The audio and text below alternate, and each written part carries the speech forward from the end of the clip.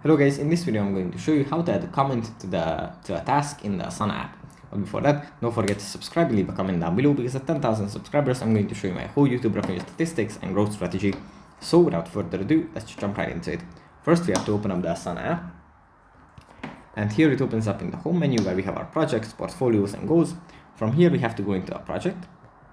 Then we have to tap on task that we want to edit. And here at the bottom we find write a comment. If we tap on this, we can just write a comment referring to the task. For example, please finish this ASAP. Thanks in advance.